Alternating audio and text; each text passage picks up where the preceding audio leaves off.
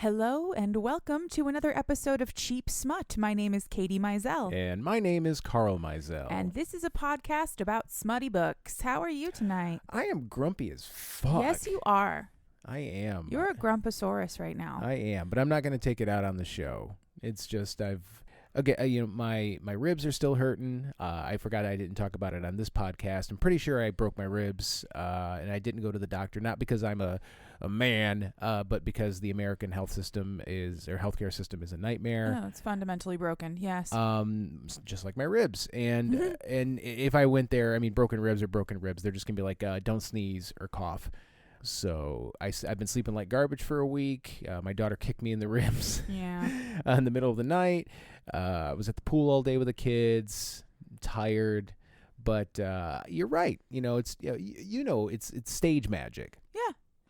As soon as I heard you say, the intro of the show, I got right into it. Yeah. So I'm excited, but I am, aside from being grumpy, I am well. I got a new Gundam, a new Gunpla. Yeah. From my mother-in-law to put together a master grade. So that one's really excited. I'm finishing up a... Mom can afford to buy you master grades. Yeah, well, I can afford to buy myself master grades, but then, the kids don't eat. And yeah, well, what do we possibly do without the toddler's Appiso, Exactly. Toddler got to have Appiso. Yeah, so I am well. We both celebrated birthdays. Our birthdays are a week apart. Mm-hmm. Both another year older. Yep. I finished the Gundam that you got, or I'm almost done with the Gundam that you got me for my birthday. And then pretty soon I got to finish the other half of your birthday present. Yeah. Because I got you, you tell them. You got me throwing axes and throwing knives, and you're going to build me a target for the backyard so I can go out and take my aggression out by throwing sharp things. That's right. I love throwing axes. That was one of the most random, wild discoveries about myself. We went to our friends Andrea and Kathleen, had a birthday party for Kathleen at the local, fun center where there's an arcade and go-karts and axe throwing, and it turns out I'm really good at it and I enjoy it, so now I get to do it in my own backyard. Hooray. And hopefully I don't accidentally kill the neighbor's dog or something, because that would be really bad. Accidentally. Bad pun. Well, the house to the east is still vacant, and the house to the west will soon be occupied, but I don't think they have a dog. Yeah. But I'll make sure that you can't do that. So I'm very excited to go get the lumber and put that together. It's been a while since I've built something. I got to do that when I was in the National Guard quite a bit. Yeah. But not anymore. But speaking of building, what narrative are you going to build for us today? What book are you going to what yarn are you going to spin? It's a fairly simple narrative this week, but I did want to briefly discuss the format change that I have decided on for this show. So, listeners, we're learning about this together in real time. Well, we talked about it yesterday when we were driving down to Detroit to see the baseball game. Oh, okay, I didn't realize. That instead of doing a big book every single week, what I'm going to do is 3 novellas and 1 big book a month. Mm-hmm. Gives me enough time to really get into a big book and do all the entertaining stuff that the novellas afford us. So This is week 2 of trying the new format. So it'll be the second novella that we do. And then week 4, I'll do a big book. Okay. And since we're talking about changes, I think this might be a good time to talk about, let's hash it out on the air. At the end of every episode, I have a bit where I always talk about, you can find us on social media. But as you might know, or might have noticed, that's basically kind of turned into an in-joke because we are not really on social media. And that's quite frankly because we hate it. Yeah. We don't like social media. We're not big fans. It's not great for our mental health. I don't have a problem with it in a vacuum as it exists. But I think it's safe to say that, A, I'm going to pull that. I might keep saying it just as a joke, but don't look for us. Yeah. But B, that's where we're gonna ask you to help us out, and that's literally please tell people about the show, because the thing that we would have to do in order to tell people about the show is be on social media, but that is a thing that is not good for our mental health, and we want to keep doing the show, and we want more people to listen to the show. but we don't want to do it on social media. So if you have the mental bandwidth to be on social media, in exchange for giving us money or anything like that, we're not asking you for money. We're just asking you to tell people about the show. That's it. Yeah. Just tell people, even if it's just like you have a new coworker who you caught reading a smutty book, and you read smutty books and you're like, hey, you should check out this podcast. Or just, tweet about it, carrier pigeon. I don't care. Whatever. Carrier pigeon. We're perfectly fine with the very small but dedicated listenership that we currently have. But we would like more people to be a part of this, because we would actually like to get to a point where we do have people that communicate with us and talk to us and interact with us. And if we had that sort of comfort or that safe space on the internet and on social media, maybe we would play a little more in that realm. But for the foreseeable future, it's going to be, I'm going to leave the line in, but it's a joke at this point. So if you like this show and you want more people to know about this show, please tell somebody about the show, rate, review, and subscribe. Anyway, thank you for listening, and thank you for doing that. We really appreciate it. Yes, we absolutely do. Although I did actually make a TikTok today. Not like promoting the show, but I consider any time I actually do anything on TikTok to be in the name of the show. Yeah, so I made a TikTok today. Mm. Hooray. But anyway, moving on. Getting to the actual meat of the story. Our book this week is called Greedy. That's it. Oh, okay. I literally had no idea. Yeah. It's called Greedy, a spicy novella. It's by Rhianna Burwell. All right. And it is available for $2.99 on Kindle or through Kindle Unlimited, which is how I read all of these books. I get them all through KU now anymore. Mm-hmm. No real content warning this week, except for like shitty ex-boyfriends. Is that a content warning? Yeah. Shitty fuckboys. It's reminiscent of that tweet that I told you about, that you showed me. Yeah, you could walk up to any random woman on the street and say, "I'm sorry, but what Josh did to you was really shitty," and that woman will cry. Yes. So yeah, absolutely. Is there a Josh in this book? His name is Greg, but there's a Josh in this book, for sure. I guess the only other content warning maybe is revenge sex, I guess. All right. But other than that, it's just a nice spicy short little read, super fun. It takes place in a tattoo parlor, a lot of it, so that's cool. Oh, I do remember you saying that now. Yeah. Okay. And let's get into it. Let's do it. So this week, our MMC, his name is Jax, Jax. Don't hold that against him, Carl. He didn't pick his own name. Somebody else picked that for him. I bet his name is Jackson, and he just shortened it to Jax with an X. Maybe. I don't know. He owns a tattoo shop. Mm-hmm.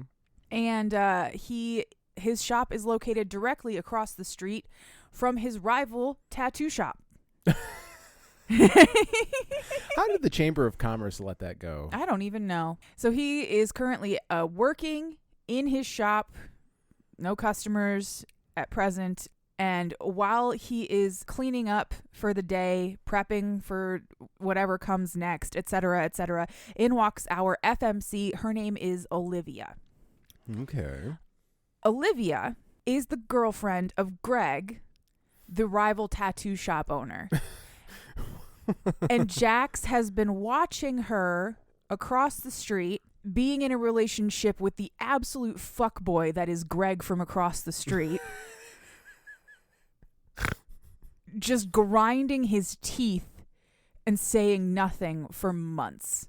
I mean, Greg's a shitty person. Like, he comes over all the time. Like, so they say in the book that Greg has done everything he can to affect Jax's ability to do business, like stealing clients and telling people not to go there because of like Hep C outbreaks and shit like that, or I don't know, just generally trying to make Jax's life harder. Mm-hmm. And destroy his business. And then every once in a while, Greg will just walk across the street and come into Jax's shop and like take a shit on the floor. Basically, like take a metaphorical shit on the floor. Just come in while Jax is working. He's just like looking over his shoulder. You call that line work? That's shit. You should come across this. Hey, you should get up and come across the street. I'll finish that for you.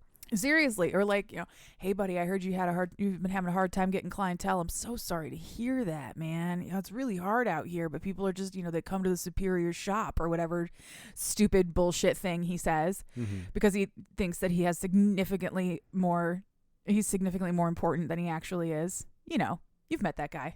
Yeah. Yeah. I've met that guy as a tattooist, I'm pretty sure. We've been to a lot of tattoo shops. You and I both have a lot of ink, and we have followed the same artist to like 4 different shops. Yeah, this is not the artist that she's talking about. He is not. No, our artist is lovely and a good person and a nice friend and all that other stuff. You officiated his wedding. He's a great guy. Yeah. But in that time, following him around to the various shops that he has worked at, I have met some nutsacks who tattoo for a living. Oh yeah. They're just like, crusty white boys who think their shit doesn't stink because they have a cool job. Yeah.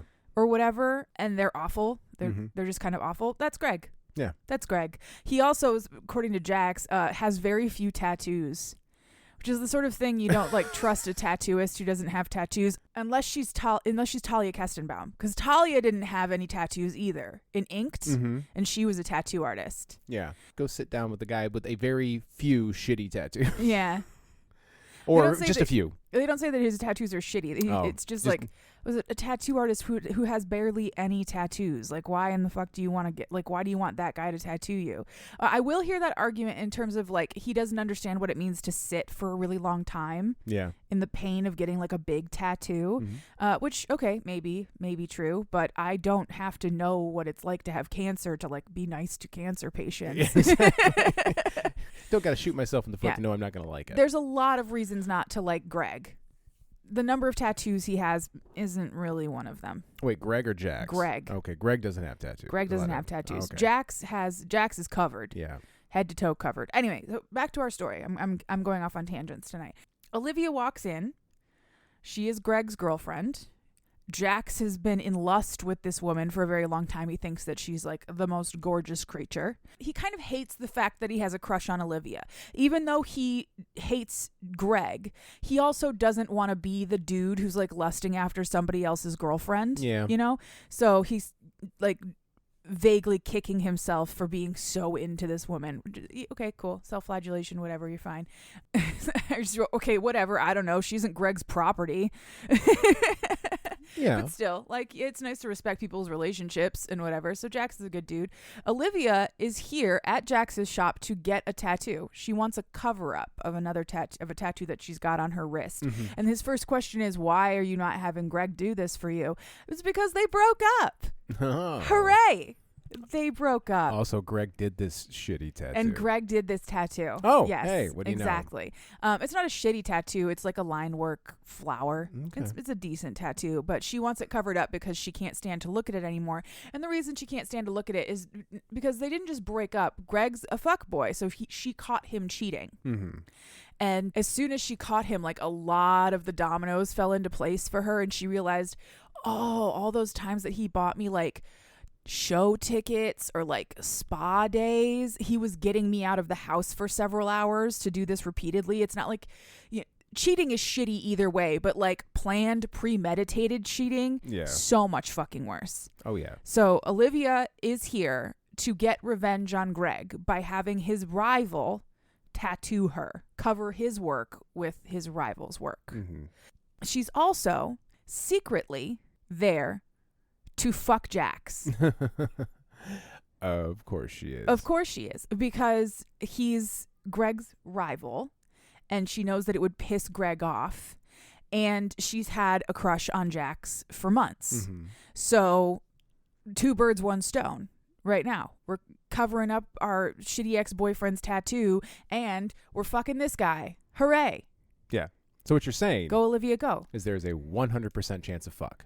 Yes, there is a 100% chance of fuck. All right. There's always a 100% chance of fuck in these books. And on this show, otherwise what would be the point? Yeah. So she's here to piss off Greg. He's trash. We're here for it. I'm so here for it. She, while she is getting tattooed, is thinking about like her relationship with Greg and all of the red flags that she ignored because of like the basic niceties that he provided. Like he bought her presents and he generally treated her pretty well. Yeah. And he had money, which is not something that she's used to. And that can be, I mean, that can be pretty intoxicating for a woman in her early 20s. And she also says like he treated her better. Like the cheating fuckboy treated her better than any man in her past had before that, which is just too fucking real and too fucking believable. And it makes me so mad. Yeah, it's like who's shittier, the guy who treats you nice and gets you out of the house on purpose with nice things to cheat on you, or the guy who's just a toxic, rotten piece of shit right to your face. Yeah. Like, you know, they both suck, but at least the other guy, you know, gave you experiences. Yeah. Yeah, I know that he was cheating on me while I was at the Taylor Swift concert, but do you know how hard it was to get those fucking tickets? If he gave her Swiftie tickets, she'd probably still be with him. If I'm being honest. Yeah, those tickets were so hard to get. Yeah. So Jax finishes up this tattoo. She just gets different flowers to cover, like a slightly larger arrangement of flowers to cover up the flower. I love that idea. And their transaction is finished. They're chatting across the counter. She pays. She turns around to leave, and she's like, "Wait, no, I'm here for Dick." Oh, that's right. I was gonna fuck this guy. Shit. I was forgetting something. Jax is like very pleased with himself during all this, by the way, because he managed to not fuck up her tattoo because he was so nervous to just be like touching her body, which is sweet. It is sweet. It's very sweet. And he's also very proud of himself that he did not try to hit on her post breakup and be like that shitty guy. Yeah. So he's caught very by surprise when she turns around, like she's almost out the door and she turns around and she goes, "Actually, I need some more help forgetting Greg," basically is how she puts it, and she asks him to come over and fuck her all over her apartment. Yeah, it's sort of like saging the apartment, but with Dick. Yeah. It's a smoke cleanse. Yeah. But with cock. You gotta It's a cock You cleanse. gotta up on the counter. Oh God. Over the sink in the bathroom, in the shower. That's You just Oh. you gotta fuck that memory out of that apartment. Yeah. So once his brain comes back online, because he did not expect that at all. We never do. Yeah. He asks her for her phone number and her address and says when the work day is done, he will come to her apartment. Also, I'm closing the shop early. I'll be there in 12 minutes. I'll be there 10 minutes ago. So she leaves.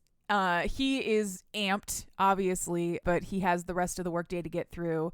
And she goes home to like just sit with her like her leg wiggling. Like she's so anxious and excited about it. And she's thinking about how like maybe I'll finally get like more than just decent sex. Like maybe this guy will actually know how to fuck me. And God, I fucking hope he knows how to fuck me. And this is our 20th episode. So I've learned a few things. And my guess is that Jax is going to know how to fuck her. Oh, yeah. Yeah. With a comically large penis. I don't think that's ever mentioned. Oh, good. Yeah. For once, we don't focus on the size of the dick. Once in our goddamn lives. Yeah. All right. Swear to Christ. But anyway, so Olivia's excited because she thinks she's getting railed tonight. Spoiler, she's getting railed tonight. She takes the opportunity to have a diddle because she's so excited. She's like, she needs to take a bullet out of the chamber. You gotta take a round out of the chamber. That's right. And so she goes to her bedroom, grabs her vibrator, does her business, and then tries to think of stuff to do to like wait to pass the time. If this were me and you, I would fully but if I were her waiting for you to come over, I would fully renovate my apartment. I would be so anxious. And you would come over and there'd be those big like commercial lights, like floodlights on the floor, spackle everywhere. Spackle. I'm hanging drywall, plastic sheeting, sheetrock. I'm like, yeah, I knocked down that wall. I'm doing this, and I was too. There's like 6 contractors. There's 6 contractors there. Like, don't worry, they're leaving. It's not turning into one of those things. A menage a 7. 7. Or whatever. Sit. Anyway, I would freak the fuck out. Oh, well, that's very sweet. I appreciate that. Is what I'm saying. Thank you. I'm kind of freaking You the can fuck out right renovate now. our house Yeah. just because. Yeah, I can try. I gotta build a axe throwing target first. Yes, you do. So while Olivia is anxiously jiggling her leg at her apartment, back at the shop, Greg comes in to see Jax because he saw Olivia walk in earlier, and so he has to come over and like swing his dick around a little bit, and he basically says like, stay away from her, she's not sloppy seconds, which is like, what the It is such... You cheated on this woman multiple times. This is the dog in the manger thing. Like, I don't want her anymore, but you can't have her either. Exactly. Kind of thing. Or something like that is all I can think of. Yeah, no, that's exactly it. He's a shitty, territorial fuckboy who thinks that because he put his dick in her, now nobody else can. For like the rest of her life? Yeah. Is that his mindset? Probably. For the rest of her life? Yeah, I mean, I can't speak from that experience. I hope that every woman that I've dated in the past and moved on from is getting laid as much as they want to.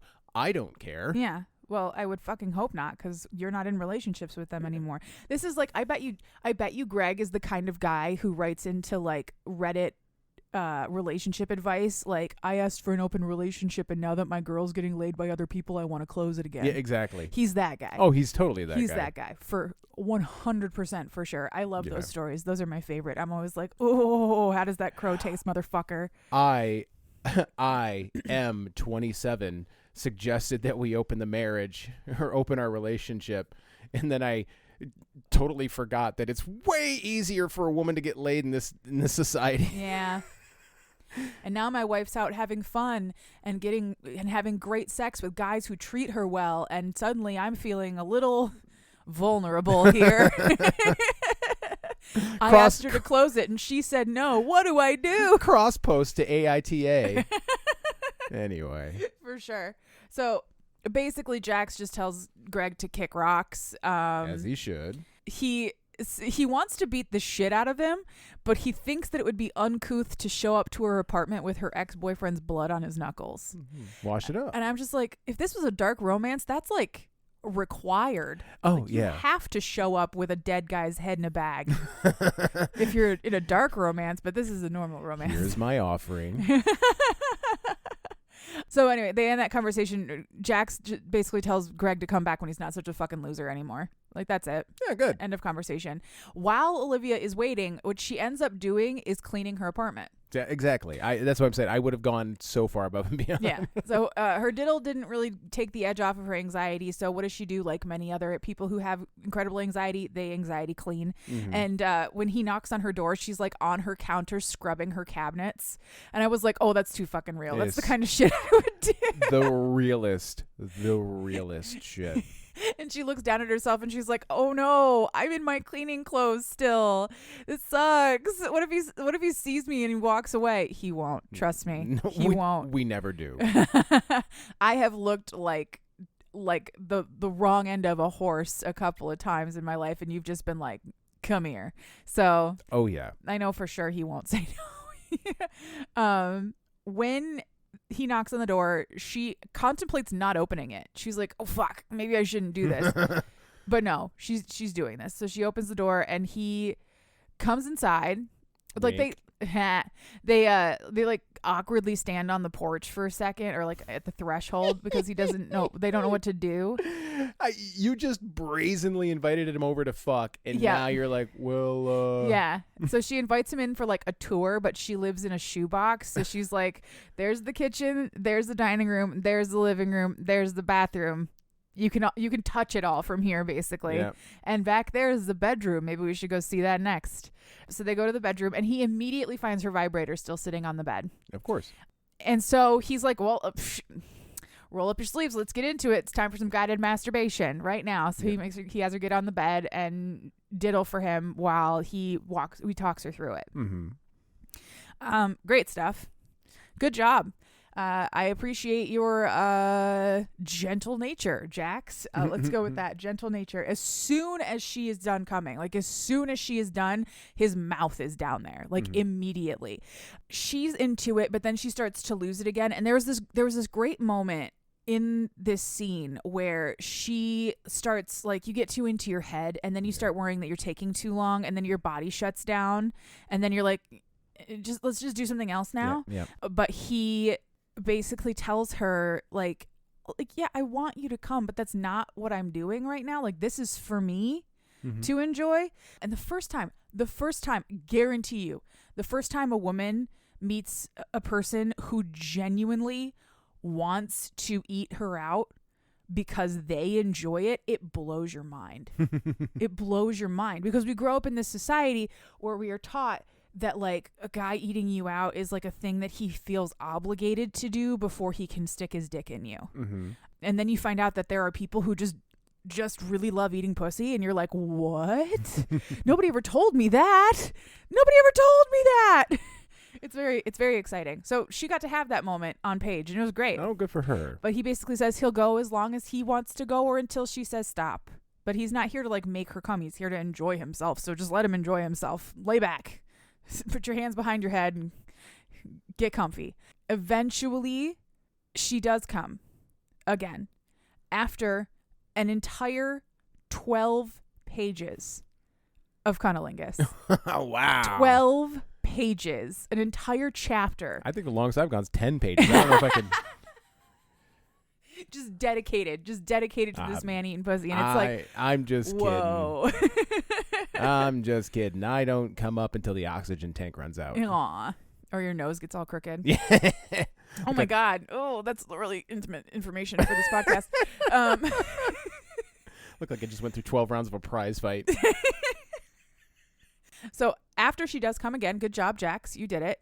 He, like, barely manages to keep from coming in his shorts. Like, when she comes, he's like, oh God.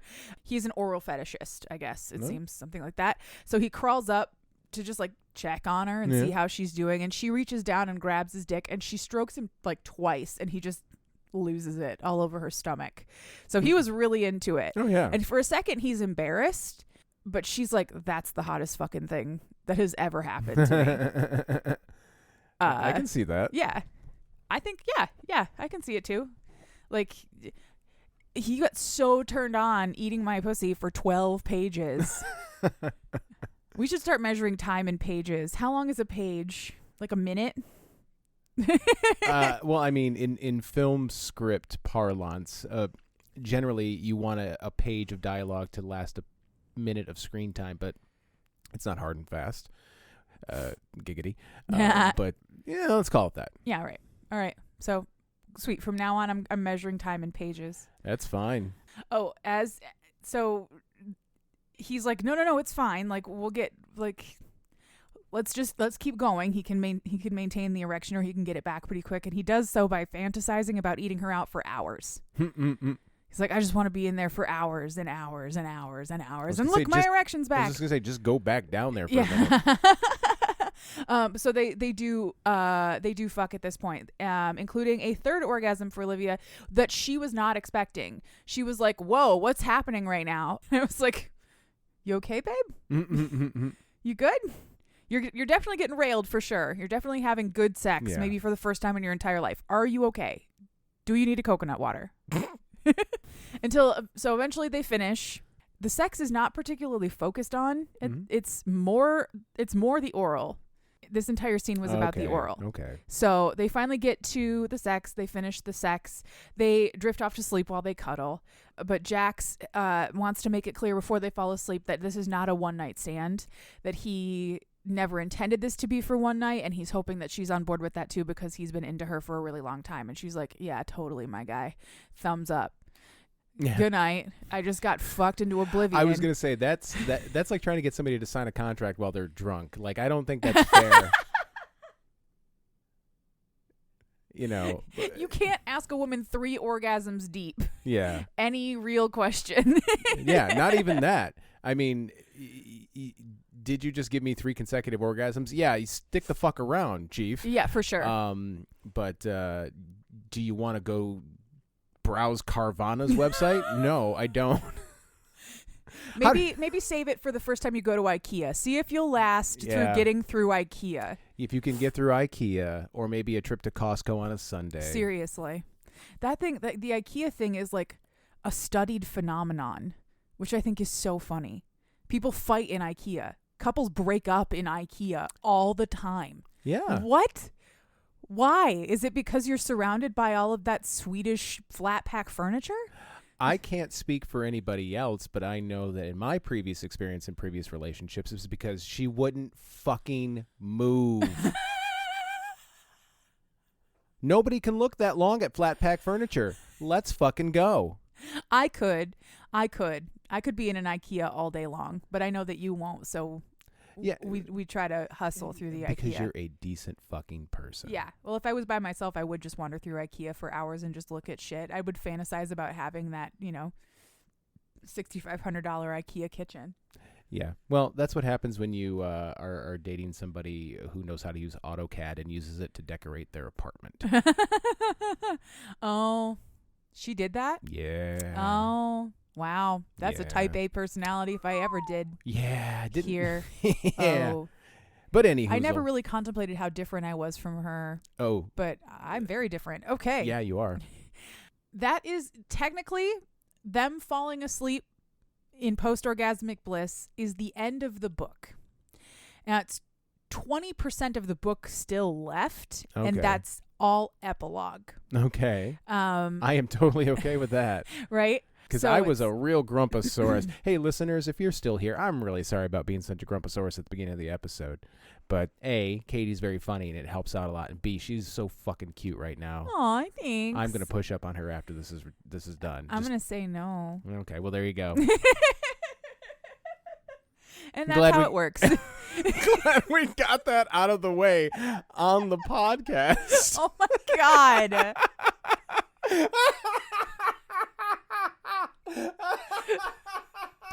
I hate it. I love it because if you listeners, if you listened to the show last week, you listened to Step Brothers Summer, which was such a fucking fun time. But Becca and Ollie, Becca was like, before I sleep with my stepbrother, there's going to be rules. Before we started this podcast, Katie was like, rule number 1, we don't talk about our sex life on the show. We've done it twice already tonight. Yeah, yes, we have. Oh, God. The real problem here, the only real issue I have with it is that, like, a significant portion of our listenership is my family. Hi, guys. Hello. Whoever you are who are related to me. I know we like to think of each other as non-sexual entities, but we ain't. Yeah. I know you all get laid. You all have children. I was going to say, I know how all those children got here. Yeah. Anyway. So let's get to this epilogue, right? Yeah. A few months later, Jax and Olivia are still happily relationshiped, still coupled up. And Olivia has come to meet Jax at the shop at the end of day to go do whatever it is they're going to do after work is over. Mm-hmm. And he has a surprise for her. So he puts a blindfold on her and he walks her through the shop. Mm-hmm. And they get to the front of the shop and he takes off the blindfold and it's just the front of the shop. It's just the big window at the front of the shop. And she's like, what? What is this? I know what it is. Yeah, you figured it out. Yeah. It took me a second to figure it out. And he's like, I'm going to fuck you in the window. Oh, that's not what I thought it was. What did you think it was? I thought it was Greg's shop is closed. Oh, no, not Greg's shop is closed. Unfortunately, no. It's I'm going to fuck you in the window. Greg's in the shop right now, and he can see us. That's better. So then they have sex in front of that window. He pulls her shirt up and, like, smashes her titties against the glass. Consensually, of course, and fucks her from behind so that she can look out the window and see if Greg has caught them. And like 3/4 of the way through, he does look up.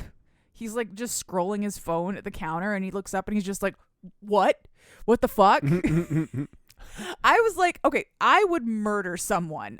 If I were Olivia, I would go find the sharpest implement possible and murder Jax right there. No, I am not having sex with you so that you can get your rocks off to the idea of this jackwagon, like not having his girl anymore or something, or fucking this guy's ex-girlfriend. Like that seems a little much to me. I would never suggest it, but I would do it if it were suggested to me. Yeah. But Greg is definitely calling the Better Business Bureau about this because this is not appropriate. No. Well, so I guess the main reason why they're doing all of this is because occasionally Greg still comes into the shop when Olivia is there to, like, I don't know, just talk to her. But she knows that it's not her that he wants. He just wants to get her back from Jax. Exactly. It's not in a rivalry kind of thing, not because he actually appreciates her at all. But Jax actually appreciates her. So they finish the exhibitionist revenge fuck that is happening. Apparently there's nobody else on this street. This is like a nebulous little town. There's this is a bubble. Like, there's nothing else outside of these three characters. Yeah. There's nothing else to tell you, like, what's happening in this world. So I was picturing, like, a quaint little main street with two tattoo shops on it and, like, people just walking, like little kids skipping by with ice cream cones while a girl just gets railed. Yep. Like, what are we doing in the front window, guys? What are we doing in the front window? You're going to jail. How much is that fuck fest in the window? Straight to jail. A $500 fine. Woof woof. But yeah, so they finish their fucking, they rearrange their clothes, and she turns around to kiss him, and then they exchange their first I love yous. So right there, right after whatever that emotional catharsis was that they had to do, I love you too, and off they go, and that's the end of the book. 20% of this book was epilogue, and like 80% of the epilogue was just a huge fuck, like a huge porn scene. That's great. That's like rad. That's like a band that's been around for like 15 years, saving their biggest hit for the just for the very end, for the encore. Yep. You know. Now it's not a Main Street type thing, but I told you about. I was in Detroit for work on Thursday, and I went in to visit a pharmacy because that's what I do. Pharmacies are my clients, and I walked into one on Michigan Avenue that I told you was one door, and then as soon as you walk in, there's like a little foyer, and the first door to the right is a tattoo shop, and then you go to the pharmacy. Yeah. And I walked in my khakis in my work polo, but then my sleeve on my left arm, and soon to be a sleeve-ish probably one day on my right arm, or hanging out. And the pharmacist behind the counter, the guy who I'm actually there to see, is like, "Oh no, I'm sorry, it's the first door. You missed." Yeah. You're like, "No, I'm here for you. Yeah, I'm here to see you." "Oh man, I am so sorry. I just most people that come in for business don't look like you." And I was like, "Yeah, 6'2", 195 pounds, covered in tats, yeah. big bald head. I get it. I understand." And we had a laugh. Yeah. And he was a really nice guy. He was. Shout out to Ali. Hey, buddy. I never met you. I don't know who you are. I'm not doing you any favors because I don't know who you are. Because I don't know who the fuck you are. So that is greedy. Jax and Olivia are happy, and I'm happy for them. And I am too, and I am really glad. Like I said, I knew that I knew that the episode would come through and pull me out of the doldrums. Yeah. So I'm going to try and do some clever editing and make it sound like I wasn't in such a really shit mood earlier. But I will leave the part in where I said that I was going to push up on you, and you said that you were going to say no. Clear and honest communication. It really is that easy. Yeah. I'm going to try to push up on you later. I'm going to say no. Yeah. Okay. It took Do us. you want to watch a movie? Yeah, there you go. It took us a long time to get there, but yeah, because that's basically what I have to do now, because I'm always trying, always pushing up. But guys, she is so fucking cute. Aww. So cute and so hot, and this cute little whatever you got on here is a little playsuit, little romper. Oh yeah, it's rompy for me. But anyway. That's our book this week. I look forward to picking whatever I'm going to read next week. It'll be another novella, but then in 2 weeks, just to get everybody prepared, we are reading Ensnared by Tiffany Roberts. It's a biggin. Mm-hmm. Carl, you ever wonder what it was like to fuck a giant anthropomorphic spider? Only every day of my life. Well, we're going to find out in Ensnared. In the meantime, you can find us on social media. If you look really, really hard, we are on Instagram and TikTok. You can go find us on all the major podcasting platforms as well. And once you find us there, it's much easier to find us there than it is on social media. Please rate, review, and subscribe. The music that you hear in this and every episode is Nostalgia by Mackay Beats. You can find it along with thousands of other songs free of charge on the Free Music Archive. And I knew I was forgetting something. If you would like to send us an email, you can do so by sending us an email to cheapsmutpod@gmail.com. How weird would it be if we actually got an email? I want emails. Send us your emails. Send us your emails. Email us questions. Do you have a question, just a random question that you want answered by two relative strangers? Oh, hell yeah. Send us questions. We would love to do that. I'll answer your questions on the podcast if you want to ask questions. Sounds like fun. I would love to. Anything, especially now if we're going to do these novellas and the episodes are a little bit shorter. Yeah. We've got a little bit of time to play around with. So I would love to do that. Reach out. It would be fun. Yeah, I mean, we're trying to build a little bit of a community here. That's the whole point of this. I love romance novels, and I want to build a community around them, and my husband loves me, so he goes along with it. I will do anything for you. Oh, thanks, honey. You're I appreciate that. In the meantime, listener, if there is a book in you, write it, and if there's fucking in it, I'll read it. And then she will come on this show and explain it to me for your entertainment. Let's go. Yes, let's. Bye-bye.